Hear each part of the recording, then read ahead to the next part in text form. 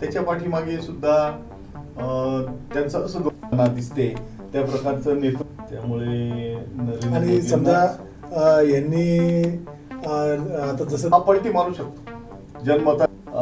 अडाणी सुद्धा तो दंड भरू शकतील आणि मग ते आपली भारतामध्ये लाचलुचपत दिल्याशिवाय अमेरिकन किंवा परकीय जे त्यामुळे असं काही नाहीये. त्यांनी जे उपक्रम केलेले आतापर्यंत ते सगळे सत्तेचे प्रयोग आहेत.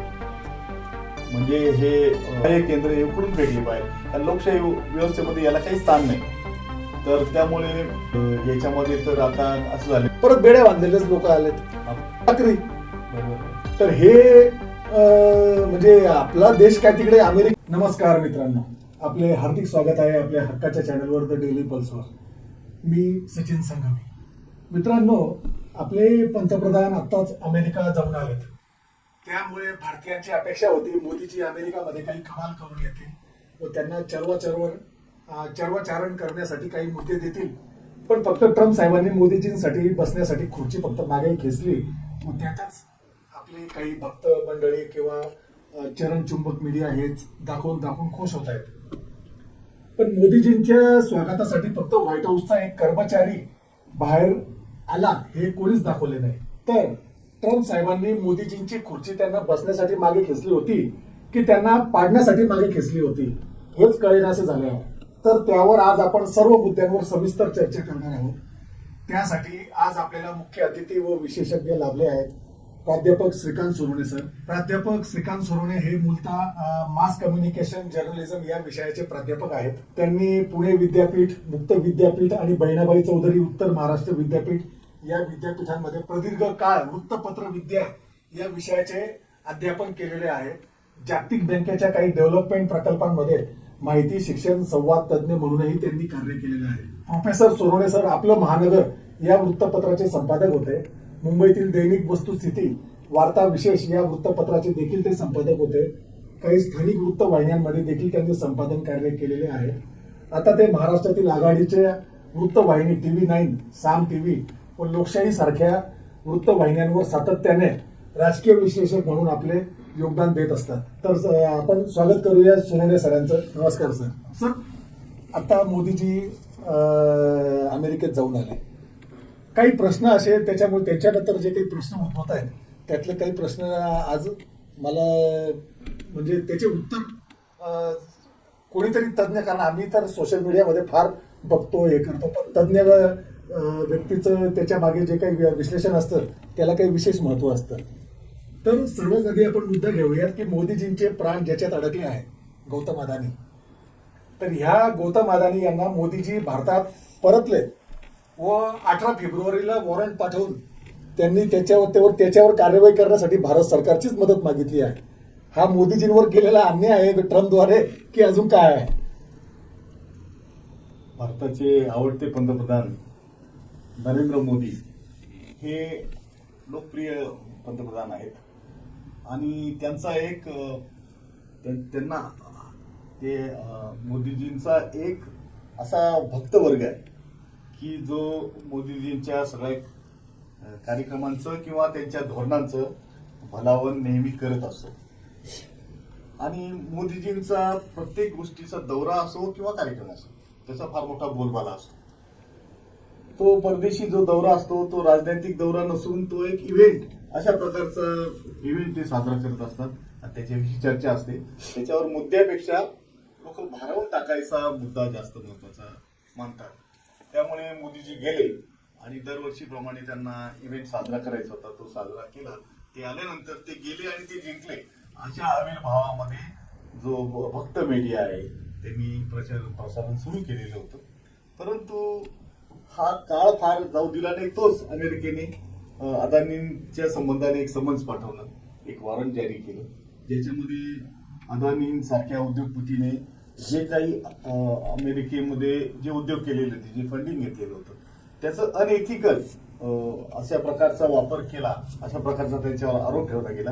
आणि त्या आरोपाच्या पुष्ट्यार्थ त्यांनी त्यांच्या कोर्टाने अनेक पुरावे पण सादर केले आणि ते वॉरंटची जी पुढची प्रक्रिया आहे ती पूर्ण करण्यासाठी भारत सरकारला त्यांनी विनंती केली. आणि समज कसं असतं, अनेक प्रकारचे समज निघतात आणि त्याची प्रक्रिया ती कडक होत जाते. तर अमेरिकेने समज दिलं. अमेरिकन हा भारताचा मित्र देश आहे आणि अमेरिकेच्या धोरणावर भारताचा विकास हा अवलंबून आहे.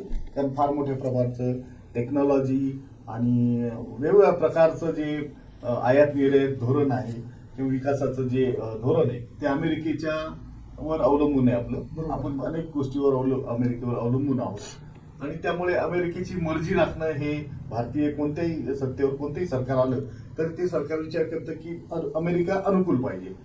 आता भारताने आतापर्यंत जे धोरण होतं आपलं भारताचं, ते धोरण हे संमिश्र अशा प्रकारचं धोरण असल्यामुळे किंवा आपण कोणत्या गटात नाही आहोत. अमेरिका आणि रशिया हे जगातले जे दोन देश आहे त्यांच्याकडे समान पद्धतीने आपली मैत्री असावी अशा प्रकारे आपलं परकीय धोरण असल्यामुळे अमेरिका मध्यंतरीच्या काही काळ भारतावर रोष व्यक्त करत होती. परंतु आता आंतरराष्ट्रीय परिस्थिती बदलल्यामुळे अमेरिकेला भारत हा मित्र वाटू लागलेला आहे. त्यामुळे भारताचे जे कोणते पंतप्रधान असतील त्यांच्याशी अनुकूलता अमेरिकन सरकार करत असतं. परंतु आता जे मोदींचे आवडते उद्योजक आहेत अदानी, त्यांनी जे उपक्रम केलेले आहेत त्याच्यामध्ये फार मोठ्या प्रकारचा भ्रष्टाचार भारत सरकारशी जे केलेले आहे सोलर सिस्टीमच्या संदर्भामध्ये त्याचं पितळ उघडं पडलेलं आहे आणि ते पितळ उघडं पडलेलं आहे आणि ते सावरासाव करताना सरकारने त्यांना मदत केलेली आहे. परंतु ती अमेरिकन सरकारने मध्यंतरीच्या काळात असं झालेलं होतं की तो जो कायदा होता अमेरिकेचा की अमेरिकेतल्या फंडिंगचा दुसऱ्या देशामध्ये अनएथिकल असा वापर होऊ नये, लाचलुचपत देऊन उद्योगाची आयात निर्यात होऊ नये किंवा त्या वित्तीय गोष्टीचा उपयोग होऊ नये अशा प्रकारचं धोरण त्यांच्या सरकारने केलं होतं. तसा कायदा पण होता. तो कायदाच या अदानी प्रकरणामुळे ट्रम्पने काही काळ तो सस्पेंड केलेला होता. त्याच्या पाठीमागे सुद्धा त्यांचं असं धोरण होतं की अमेरिकन कंपन्यांना त्याचं अडचण होऊ नये अशा प्रकारची ती दुरुस्ती करण्याच्या प्रक्रिया सध्या चालू आहे. परंतु ती प्रक्रिया जरी चालू असली तरी हे वॉरंट निघालं अदानीला तर एक प्रकारचं शॉक आहे भारतीय उद्योजकासाठी, भारतीय अर्थव्यवस्थेसाठी आणि मोदी सरकारसाठी सुद्धा. असं वाटत होतं, मोदी मीडियाने त्या आधी सांगितलं होतं की काय नाही ते सेटल झालेलं आहे, पण सेटल वगैरे काही झालेलं नाही. अमेरिकेने त्यांचं धोरण, परराष्ट्र जे धोरण आहे किंवा त्यांच्या कायद्याचा जो अंमल आहे तो करायचा ठरवलेला आहे. त्यामुळे वॉरंट दिलेलं आहे. त्यामुळे एक प्रकारची ही आपत्ती या प्रकारच्या मोदी सरकारवर ही आलेली आहे आणि पर्यायाने भाजप आणि त्यांचे मित्र पक्ष आणि त्यांचं सरकार यांच्यावर ही आपत्ती आलेली आहे. त्याबरोबर अर्थव्यवस्थेवर पुढे फार मोठे दूरगामी परिणाम याच्यामुळे संभवतात आणि त्यामुळे एक प्रकारचं मोदी सरकारला एक संकट हे आलेलं आहे असं वाटतं मला. समजा मोदी सरकारने अमेरिकन सरकारला मदतच नाही केली, त्यांचा अदानीवर जो जीव अडकलेला आहे, जर त्यांनी ठरवलं की आपल्याला अमेरिकन सरकारला मदत नाही करायची तर याचे दूरगामी परिणाम किंवा नजीकच्या काळात याचे काय परिणाम होऊ शकतात? आता सरकारने प्राथमिक दृष्ट्या तर अदानीला पाठिंबा दिलेला आहेच, अदानीची भलावण केलेली आहे. परंतु अमेरिके सरकारने जर ठरवलं की याचा पाठपुरावा करायचा, आता अमेरिकेमध्ये काही आंदोलनं सुद्धा सुरू आहेत. अशा प्रकारचे अनएथिकल काम करणाऱ्या किंवा त्याला पाठिंबा देणाऱ्या ट्रम्प सरकारच्या विरोधात सुद्धा ते आंदोलन सुरू आहे. म्हणजे अमेरिकन जनमत आहे अशा प्रकारच्या अनएथिकल कामामध्ये ते जनहित प्रतिकूल आहे. तिथे एलोन मस्कच्या विरोधात पण आंदोलनं सुरू आहेत. तर पुढे आता पुन्हा रेड कॉर्नर नोटीस सुद्धा जारी होऊ शकते आणि अमेरिकेच्या विरोधात भारत विरोधी भूमिका घेऊ शकत नाही. कोणतेही सरकार असलं तरी ते इंदिरा गांधीमध्ये एक धमक होती. अमेरिकेच्या त्या काळातल्या अध्यक्षांनी जे काही सांगितलं ते धुडकावून लावलं इंदिरा गांधींनी आणि अशा प्रकारचे धोरण राबवले तर पाकिस्तानचे 2 तुकडे करून टाकले आणि ऐन वेळेला म्हणजे आधीच नियोजन करून रशियाची मदत घेतली आणि अमेरिकेचे जे 7वं आरमार ते आलेलं होतं त्या 7व्या आरमाराला सुद्धा रशियाच्या पाणबुड्यांनी थोपवलं आणि त्या युद्धामध्ये विजय मिळवला. अशा प्रकारचे आंतरराष्ट्रीय राजकारण दीर्घकाळाचा परिणाम करू शकेल असं जे नेतृत्व इंदिरा गांधीचं होतं तसं प्रभावी नेतृत्व आता दिसत नाही. त्याच्यामध्ये आपण छोट्या छोट्या गोष्टीमध्ये सुद्धा आंतरराष्ट्रीय राजकारणामध्ये आपली पिछेहाट होताना दिसते. त्या प्रकारचं नेतृत्व जे आहे, दूरदर्शी नेतृत्व, ते आता दिसत नाही. त्यामुळे नरेंद्र मोदींनी जरी ठरवलं तरी आंतरराष्ट्रीय राजकारणाचा दबाव जर आपण बघितला तर खूप मोठे निर्बंध भारतावर येऊ घालतील आणि एकूणच अर्थव्यवस्थेवर परिणाम होतील. त्यामुळे आपण अदानीला वाचू शकत नाही, नरेंद्र मोदी सुद्धा वाचू शकत नाही. ते सुद्धा ऐन वेळेला कोणती बाजू उचलून धरतात किंवा कोणत्या प्रकारचे धोरण राबवतात त्याची चुणूक आत्ताच दिसून आलेली आहे. त्यांनी आतमध्यंतरी राहुल गांधींवर सांगितलं की राहुल गांधी अदानीवर अंबानीवर रोष का व्यक्त करत नाही. म्हणजे आतापर्यंत त्यांनी रोष व्यक्त केलेला असताना सुद्धा ते रोष का व्यक्त करत नाही. त्यामुळे अदानीचे मित्र हे राहुल गांधी आहेत असं तर त्यांना भासवायचं नाही. तर हा जो त्यांनी इलेक्शन काळामध्ये तो एक प्रकार केला होता, तो कदाचित याची पलटी जर त्यांनी मारली अशा प्रकारचं तर एक प्रकारचं काही गोंधळ निर्माण होऊ शकतो, खुलासे येऊ शकतात त्याच्यावर. आताच तुम्ही जर युट्यूबला बघितलं किंवा सोशल मीडियामध्ये अनेक लोकांनी त्याचे पुरावे दिलेले आहेत. तर असत्य गोष्ट फार काळ लपवू शकत नाही. परंतु आंतरराष्ट्रीय स्तरावर आपण भारत किंवा भारतीय सरकार किंवा भारतीय लोक अमेरिकेचा विरोध या गोष्टीवर करू शकत नाही. हा, ते जर अनएथिकल असलं किंवा भारतीय हिताच्या विरोधी काही भूमिका अमेरिकेने घेतली तर भारतीय लोक लढू शकतात. छोटा देश सुद्धा लढू शकतो, पण त्याला काहीतरी नैतिक अधिष्ठान आवश्यक असतं. इथं अनैतिक गोष्टीसाठी भारत आणि भारताचं जनमत आहे ते कधीही अमेरिकेच्या विरोधात जाणार नाही. त्यामुळे आणि समजा यांनी आता जसं तिथलं जसं आपल्या इथं सेबी आहे तर तिथे पण जसा तो सिक्युरिटी एक्सचेंज असतो त्यांचा अमेरिकेचा, व तिथले जे फेडरल कोर्ट म्हणतात, ज्याचा आपल्याकडे जिल्हा न्यायालय असतो त्यांचा तो फेडरल कोर्ट असतो. त्यांनी आता हे वारंवार समजा पहिल्यांदा एकदा नोटीस काढली, आता दुसऱ्यांदा नोटीस आली, अजून एखाद 2 वेळा लागत असतं जसं आपल्या कोर्टांमध्ये पण होतं. नंतर मग डायरेक्ट अटक वॉरंट किंवा मग काहीतरी ते कोर्ट पण मोठी प्रक्रिया करतो. तर तुम्हाला वाटतं खरोखर की अदानीच्या विरोधात रेड कॉर्नर नोटीस निघू शकते? अमेरिकन जे जनता आहे आणि अमेरिकन सरकार आहे आणि तिथली जी व्यवस्था आहे ती डेमोक्रॅटिक आहे, लोकशाहीला मानणारी, आणि जनता सुद्धा जागृत आहे. आता ट्रम्पला भरभरून लोकांनी मतं दिली, निवडून आणले, पण ट्रम्पचे जे धोरण आहे, राजेशाही धोरण आहे, याचा विरोध आता तिथं उमटताना दिसतोय. त्यामुळे ट्रम्प सुद्धा हा पलटी मारू शकतो. जनमताचा आदर राखून किंवा आपल्याला या सत्तावर आपण टिकून राहावं यासाठी त्यांना त्याचं धोरण बदलावं लागेल. आणि त्यामुळे फेडरल न्यायालयाचा जो निर्णय आहे, वॉरंट वगैरे जी प्रक्रिया आहे ही पुढे ते घेऊन जातील आणि मग भारताला अदानीला त्यांच्या हवाली करणं भाग पडेल. किंवा आताच अदानीचे जे अमेरिकेतले उद्योग आहेत ते उद्योगाच्या संबंधाने फार मोठा प्रश्न तयार झालेला आहे. त्यांनी त्याच्यावर बंदी वगैरे घालायचं ठरवलेलं आहे आणि भारतावर सुद्धा खूप मोठं गंडांतर येऊ शकतं. कारण आपलेच भारतीय सेबी आपल्या SBI मधून किंवा भारतीय बँकांमधून खूप मोठ्या प्रकारचं सगळीकडून खूप प्रकारचं मोठं वित्तीय सहाय्य किंवा कर्जाचा खूप मोठा डोंगर असा अदानीकडे आहे आणि अदानीने ते पैसे परत दिले नाही तर पूर्ण अर्थव्यवस्था साफ कोसळू शकते. असं एक फार मोठं संकट भारतावर येऊ शकतं.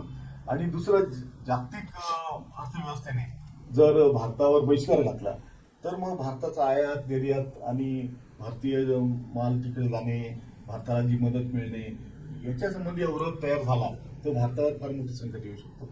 त्यामुळे एखाद्या उद्योगपतीला फेवर करण्याच्या ऐवजी त्यांनी जे चुकीचं केलं असेल त्याच्या संबंधी जी काही शिक्षा असेल किंवा जे दंड असतील ते भरावे लागतील.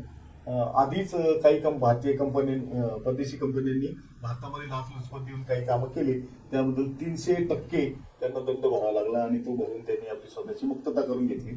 तसं भविष्यामध्ये अडाणी सुद्धा तो दंड भरू शकतील आणि मग ते आपली मुक्तता करून घेऊ शकतील.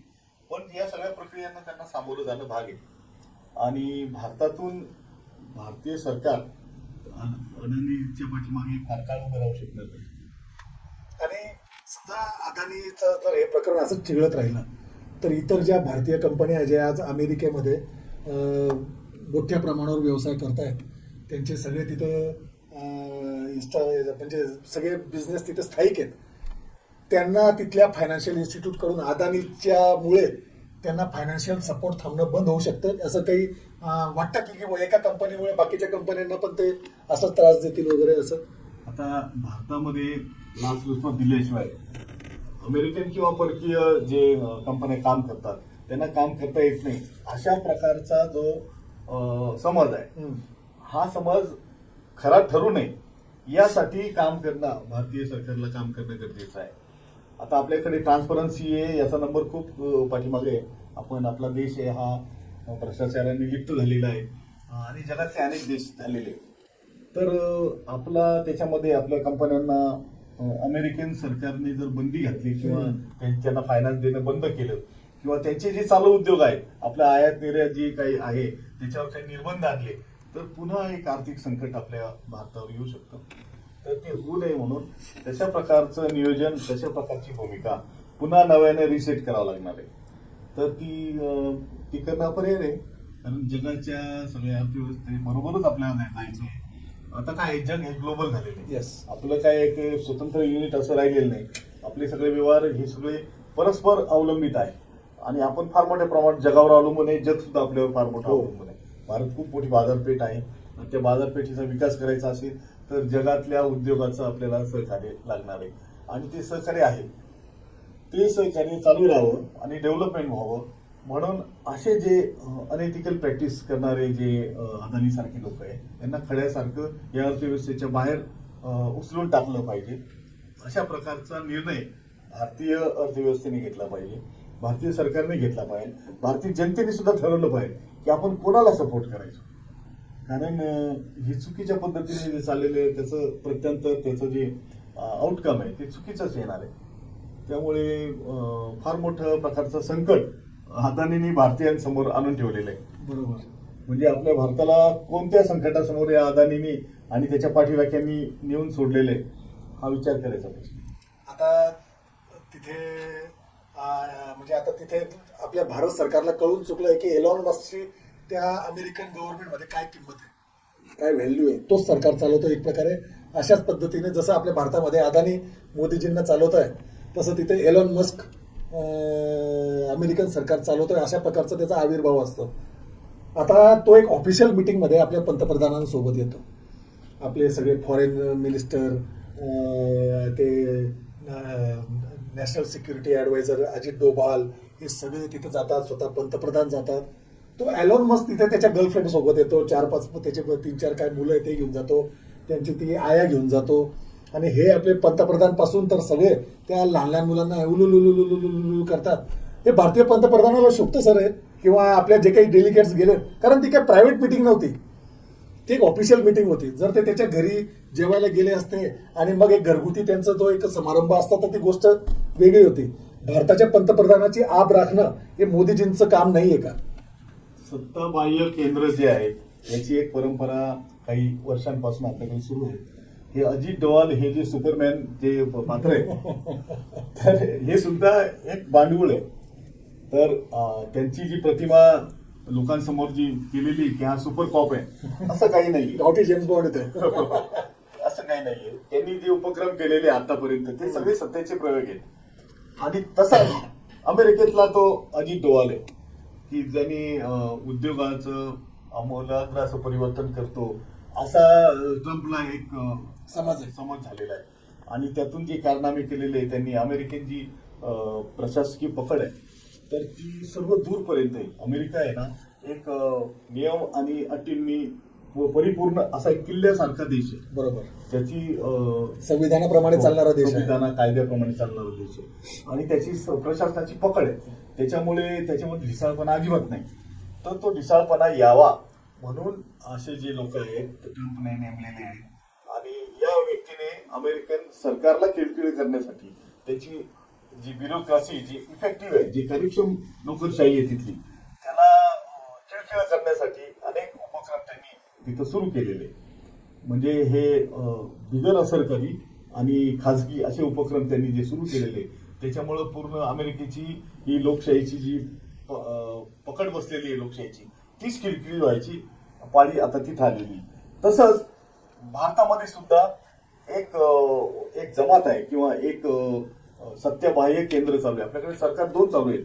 आपल्याकडे एक अशी फळी आहे की राज्य सरकारमध्ये पण ती कार्यरत आहे आणि केंद्र सरकारमध्ये पण कार्यरत आहे. ती बिगर संसदीय जी फळी आहे ती विशिष्ट लोकांचं, विशिष्ट उद्योगपतींचं, विशिष्ट समाजाचं भलं करण्यासाठी ती कार्यरत आहे. आणि ही सत्ताबाह्य हे जे केंद्र आहे हे केंद्र सरकारमध्ये आहे, शिक्षण व्यवस्थेमध्ये आहे आणि प्रत्येक व्यवस्थेमध्ये, उद्योग व्यवस्थेमध्ये आहे. आणि ही जळवा आहेत, हे रक्त शोषण करताय. मुख्य देशाच्या या सगळ्याचं रक्त शोषण करतायत आणि त्याला त्या व्यवस्थेला किळकिळ करण्याचा प्रयत्न करतायत. तर त्याची रिप्लिका भारतात आणि अमेरिकेमध्ये आहे. तर हे बाणगुळ जोपर्यंत दूर होत नाही, पण अमेरिकन जनता आहे ही जागरूक आहे. हो, त्यामुळे आताच तिथं फार मोठी चळवळ चालू आहे, पण तशी चळवळ भारतामध्ये नाही. मध्यंतरी कुठं काही लोक त्याचा उच्चार करतात. आपल्याकडे एक जमात आहे की ती जमात शासकीय व्यवस्थेवर पकड ठेवू नये. जसं आपल्याकडे एक त्यांनी मध्यंतरी एका प्रमुख राजकर्त्यांनी सांगितलं होतं की धर्मसत्तेचा पकड ही राजसत्तेवर पाहिजे. म्हणजे बरेच त्यांनी साधू किंवा बरेच साधू, मांत्रिक, तांत्रिक हे सगळे सत्ताधारी मंत्र्यांच्या भोवती किंवा वरिष्ठ मंत्र्यांच्या अवतीभोवती असतात आणि ते सत्तेचे प्रयोग अनेक प्रकारे करायचे. मध्यंतरी महाराष्ट्रामध्ये सुद्धा ते करणी केली आणि हे केलं काय ते एकनाथ शिंदेने वर्षा बंगल्यावर काय केलं, हे केलं, ते केलं, असे दारण हे सगळे प्रयोग चालू असतात. याच्याबरोबर एक विशिष्ट जमातीची लोक ते सगळ्या व्यवस्थेचा ताबा घेऊन राहिलेले आहे. शिक्षण व्यवस्थेमध्ये काही सुद्धा अशी टगी आहेत की जे कुलगुरूंचं त्यांना डायरेक्शन देतात, शिक्षण मंत्र्याला डायरेक्शन देतात, मंत्रालयातल्या लोकांना डायरेक्शन देतात. आणि अशा प्रकारे हे सत्ताबाह्य केंद्र उकडून फेकले पाहिजे. कारण लोकशाही व्यवस्थेमध्ये याला काही स्थान नाही. तर त्यामुळे भारतातले लोक समजा गेले अमेरिकेमध्ये आणि त्यांनी एक कौटुंबिक कार्यक्रम सारखा तो त्यांनी जो अपमान केला पंतप्रधानाचा किंवा या सगळ्या व्यवस्थेचा, आणि हे जे यांनी स्वतः सुद्धा तसेच बाणगुळ बरोबर नेलेले होते. तर ते आणि त्यामुळे प्रगल्भ लोक त्या राजकारणामध्ये असले पाहिजे. विदेश मंत्री सुद्धा आपल्याकडे जे आहेत ते स्वतःला जरी एक्सपर्ट समजत असतील तरी ते नोकरशा आहेत. विदेश मंत्रीचा मुलगा अमेरिकन सिटीजन आहे. अजित डोभालचा मुलगा अमेरिकन सिटीजनशिप घेतलेली आहे या दोघांच्या मुलांनी. ते तिथे उद्योग करतायत आणि त्यांना भारताबद्दल काय प्रेम आहे मग. आणि ते लोक जर आज आपल्या सत्तेमध्ये एक तुम्ही जसं म्हणताय की ते सत्ताबाह्य केंद्र चालवत आहे, तर याच्यासाठी एकच उपाय आहे, तो म्हणजे जनतेने जागृत राहणे. प्रत्येक आघाडीवर प्रत्येक घटना जी आहे ती कशी झालेली आहे, ती लोकशाहीप्रमाणे होते की नाही, लोकशाही जीवन पद्धती आपण राबवतोय.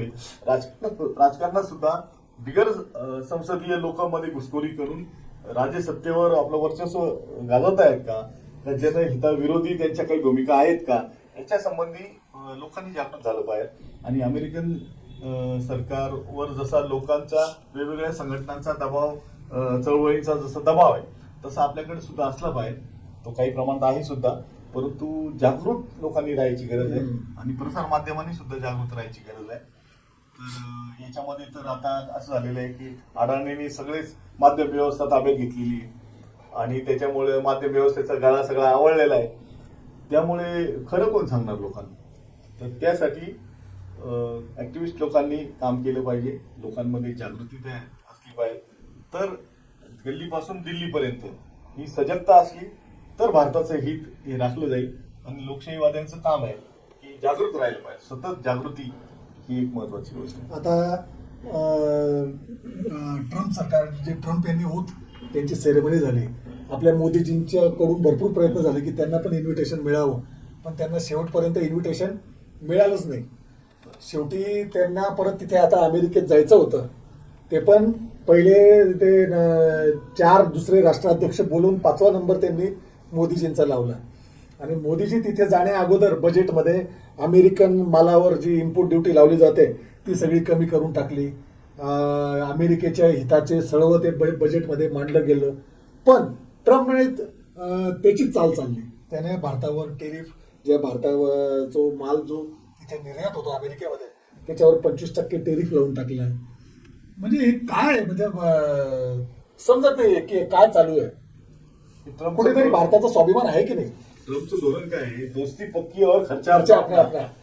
तर ते ट्रम्प काय करतात की हात मिळवतात, खुर्ची पुढे करतात, परंतु जिथं अमेरिकन नागरिकांचं हित आहे, अमेरिकन देशाचं हित आहे, ते आधी ते बघतात आणि भारताला दुय्यम साथ देतात. अमेरिका आहे काय जगाला नाचवणारी ही एक फार मोठी शक्ती आहे आणि भारताकडे एक भारत हा एक पोटेन्शियल देश आहे. त्याच्याकडे त्याची वक्रदृष्टी कायम भारताकडे राहिलेली आहे.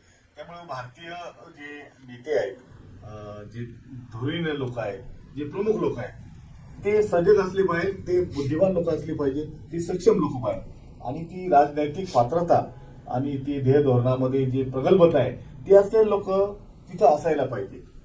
आणि ते समजा ते जरी नसले, लोकशाहीमधून आलेले लोक असतील, कदाचित त्यांना इनपुट्स नसतील, तर तशा प्रकारचे इनपुट्स प्रामाणिकपणे घेण्याची भूमिका त्यांच्याकडे असली पाहिजे.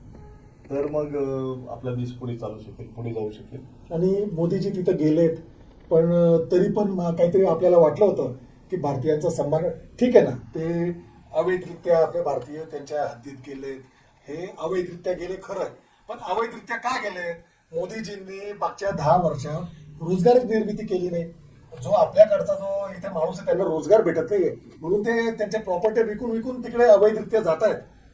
जर मोदीजींनी इथे त्यांना रोजगार निर्मिती करून दिली असती तर त्यांना तिकडे जायची गरज नसती पडली. बरोबर आहे. आणि तर तरी पण आता तिकडनं बेड्या बांधून पाठवतायत त्यांना. मोदीजी आता गेले होते की काहीतरी सुधार होईल, पण मोदीजी आले दुसऱ्या प्लेन मध्ये परत बेड्या बांधलेलेच लोक आलेत. आपल्या भारतामध्ये सगळ्या जगातले लोक येऊन काम करतात हो. आणि बेकायदेशीर येऊन काम करतात. रोहिंग्याची फार मोठी संख्या आपल्या भारतामध्ये, बांगलादेशीयांची फार मोठी संख्या आहे, पाकिस्तानातले लोक आहे, अफगाणिस्तानातले लोक आहे, सर्व जगातले अनेक प्रकारचे लोक भारतात अधिकृत आणि अनधिकृत फार मोठ्या प्रमाणावर येऊन राहतात. तसं अमेरिकेमध्ये फक्त भारतीय काय अनधिकृत नाही, जास्त संख्या तर ती मेक्सिको मधली मेक्सिकोची आहे. बरोबर. चायना मधले 30% लोक बेकायदेशीर येऊन राहतात त्याच्यामध्ये. तर त्यामुळे जिथं रोजगार आहे तिथं रोजगार शोधायला लोक जातात. तर तसं जगातल्या या देशाच्या भिंती या कृत्रिम आहेत. आधीपासूनच मानवी समाज आहे हा परस्पर स्थलांतर करत राहिलेला आहे. जिथं जगण्यासाठी जिथं आपल्याला जगण्याची शक्यता आहे तिथं हा प्रवासी जातच राहिलेला आहे. त्याच्यामध्ये त्याला बेड्या टाकून परत पाठवणं वगैरे हे मानवी हक्काच्या दृष्टीने चुकीचं आहे. कारण जगण्याचा हक्क आहे हा मूलभूत हक्क आहे. त्यामुळे जगण्यासाठी गेलेल्या लोकांना बेड्या घालून पाठवणं हे अपमानकारक आहे, मानवी हक्काचं संकोच करणारं आहे. त्यामुळे अमेरिकन जी जनता आहे ती तर लोकशाही आणि मानवी हक्काची पुरस्कारती राहिलेली आहे. तर अशा प्रकारे ट्रम्पने जे हे धोरण केले त्याचा निषेध व्हायला पाहिजे, जगभर निषेध व्हायला पाहिजे. त्याची एक सेट प्रोसिजर आहे, त्याप्रमाणे त्यांनी त्याचं धोरण राबवलं कायदेशीरपणे, तर काही त्याच्यामध्ये नाही. आता तर आपल्यातले जे काही मिंदे लोक आहेत त्यांनी सांगितलं की चला त्यांच्या खर्चाने तरी पाठवलेले बेड्या घालून, तर त्यांनी दागिना समजला बेड्यांना. तर अशा प्रकारची भलावण करणं हा आत्मघात आहे. तर जी राष्ट्रीय स्वाभिमान जो आहे तो असायला पाहिजे आपल्या लोकांविषयी. आपल्याला असता नाही राहणार तर कुणाला असताना. बरोबर आहे. तर आणि आपल्या देशातल्या काही कमीमुळेच तर तिकडे गेले ना. हो, ते काय स्थलांतर करणं हा मानवीय गोष्ट आहे. याच्यामध्ये फार गुन्हा वगैरे काही नाहीये. तो जर समजा कायद्याच्या दृष्टीने काही चुकीचा असेल तर त्याला एक सेट प्रोसिजर आहे, अमेरिकन सरकारच्या कायद्याप्रमाणे आहे. परंतु हा त्यांनी त्याचा भारत सरकारने त्यांच्या आंतरराष्ट्रीय न्यायालयामध्ये सुद्धा प्रश्न न्यायला पाहिजे की बेड्या घालून त्यांना परत पाठवणं हे अघोरी कृत्य आहे, अनैसर्गिक आहे, अमानवीय आहे. असे संबंधित केलं तर पुढच्या वेळेस मग इतर देशावर त्याचा आघात होणार नाही. अशा प्रकारचं मानवी हक्काचं उल्लंघन अमेरिका करू शकणार नाही. अमेरिका तर जगभर ओरडत असते या देशाने मानवी हक्काचं संकोच केला, या देशामध्ये मानवी हक्क राबवले जात नाही, या देशामध्ये. तर ही जी ओरड करण्याचं तुमचं जे हक्क आहे किंवा तुम्ही जे मानता की आम्ही लोकशाहीवादी आहे, मानव हक्काच्या बाजूचे, तर हे तुम्ही जे कृत्य केलेले आहे याच्याविषयी अमेरिकेचा निषेध भारतातल्या लोकांनी केला पाहिजे, भारत सरकारने केला पाहिजे आणि आंतरराष्ट्रीय न्यायालयामध्ये याच्या संबंधी दाद मागितली पाहिजे. आता एक व्हिडिओ तुम्हाला दाखवतो सर, ज्याच्यामध्ये त्यांनी दर्शकांना पण दाखवलं, तुम्हाला पण दाखवलं की त्याच्यामध्ये अमेरिकन सरकार भारत सरकारला $21 मिलियन फक्त वोटर टर्नआउटसाठी फंडिंग करत होतं. हे पूर्वीपासून चालू होतं की आताच फक्त ते देत आहेत.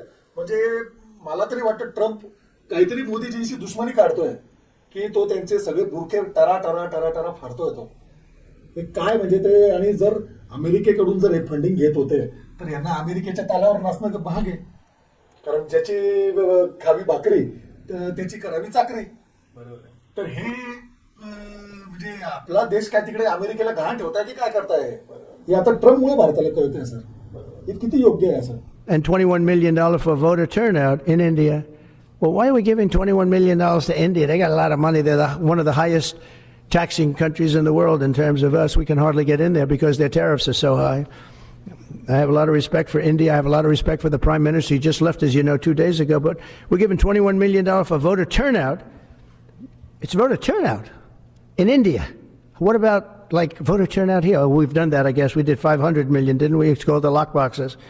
भारताच्या इतिहासामध्ये पूर्वी सुद्धा असे दाखले आलेले आहेत. भारताचे काही वरिष्ठ नेता लोक होते ते अमेरिकन गुप्तहेर CIA त्या पेड यादीवर होते, म्हणजे ते पगारी होते असं समजून जायचं. ते संबंधित इतिहासामध्ये काही दाखले आहेत. मोरारजी देसाई, जॉर्ज फर्नांडिस, अनेक लोकांची नावं त्यांनी डिक्लेअर केली आहेत. परंतु उघडपणे सुद्धा अनेकदा ह्या ज्या जातीवादी संघटना आहेत याला फार मोठ्या प्रमाणात अमेरिकेतल्या वेगवेगळ्या लोकांनी हे केलेले फायनान्स केलेलं आहे. आणि मात्र जनमानसावर किंवा जनमतावर त्याचा फारसा परिणाम न झाल्यामुळे ही बाब फारशी पुढे आलेली नाही, हा इश्यू पुढे आलेला नाही. परंतु आता काय केलेलं आहे की आता काही जसं एखादा मोठा मास स्केलवर होणारा उद्योग जो असतो त्याचं मास डिस्ट्रीब्युशन असतं, तसं मास त्याचं ॲडव्हर्टायझिंग असतं, तशा प्रकारचा उपयोग राजकारणामध्ये इलेक्शनमध्ये या सगळ्या अमेरिकन फंडनी केल्यामुळे भारतामध्ये सत्तांतर तशा प्रकारे झालेले आणि अमेरिकेला जे अनुकूल प्रकारचं जे शासन आहे ते भारतामध्ये आणण्याचा प्रयत्न यशस्वी झालेला आहे काय याच्या संबंधी चर्चा सध्या सुरू आहे. तर तो नसावा. भारत हा स्वतंत्र सार्वभौम देश आहे. लोकांच्या इच्छेप्रमाणे इथे सत्तांतर झाली तर काय हरकत नाही, परंतु लोकांच्या इच्छे कुठल्या दुसऱ्या देशाच्या मर्जीवर आपलं सरकार बदललं नाही पाहिजे किंवा आपलं सरकार त्यांनी प्रभावित नाही झालं पाहिजे. त्याच्यामध्ये जे आपण सार्वभौम म्हणतो म्हणजे लोकांची अंतिम सत्ता नाही की दुसऱ्या देशाचं बाहुलं म्हणून वसाहतवादी सारखं धोरण आपल्या सरकारने, म्हणून आपलं जे शरणागतीचं जे धोरण आहे त्यानं राबवतात. आपलं स्वतंत्र असं धोरण आपलं असलं पाहिजे. त्यासाठी हे जे परकीय फंडिंग आहे, आता जे NGOना जे फंड वगैरे देतात ते सरकारने बंद केलेले, परंतु जर अनधिकृतपणे अनेक प्रकारे फंड येत आहे. काही धार्मिक संस्थांना सुद्धा परदेशातून धन मिळतं, काही संघटनांना मिळतं, तर त्याचा शोध घेतला पाहिजे आणि त्याचे डिस्क्लोज केलं पाहिजे की असं अशा प्रकारचं आहे.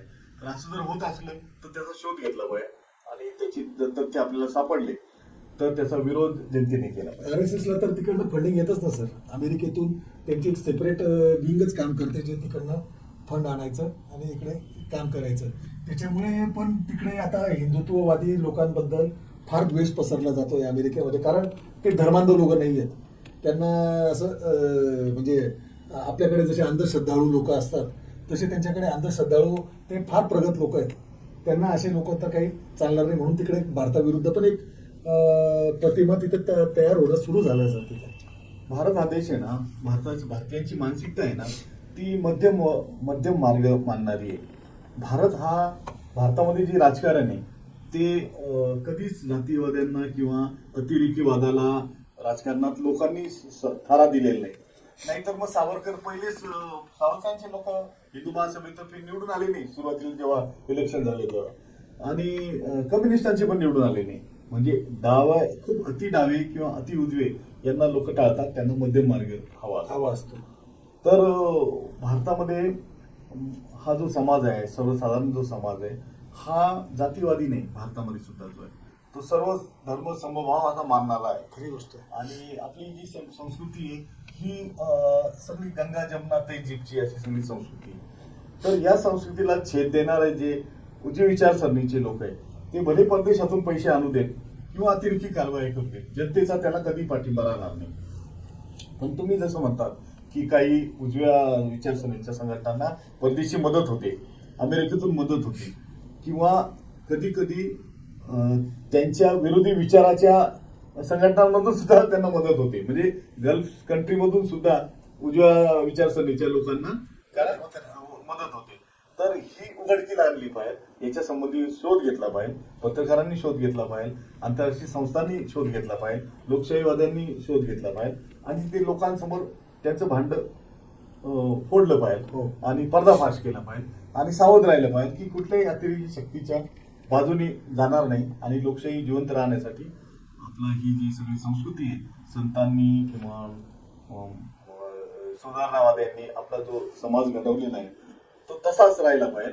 त्याला कुठलंही असं संकुचित किंवा जातीवादी लांछन लागणार नाही, याच्या संबंधी लोकांनी जागृत राहण्याची गरज आहे. तर मित्रांनो, आपण जे आज आपल्याला श्रीकांत सोनवणे सरांनी जे आपल्याला सगळे मुद्दे डिटेलमध्ये समजावून सांगितले, त्यात आपल्याला एक गाभा निघतो की जनतेने खरोखर आता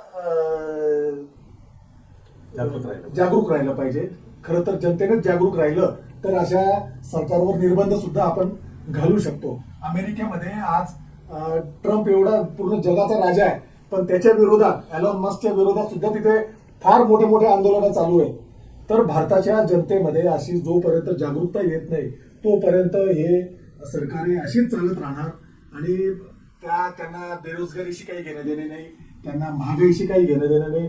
त्यांचे काही 2, 4, 5, 10 लोक जे आहेत, जे पॅरलल सरकार चालवतात ते आणि सरकारमध्ये जे बसले ते, यांचे लागे बांध्यामुळे भारतीय सामान्य जनता ही कायम रगडतच राहणार.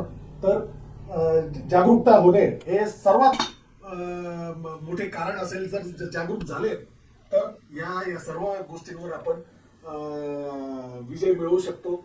आपण श्रीकांत सोनवणे सरांचे आभार मानूयात.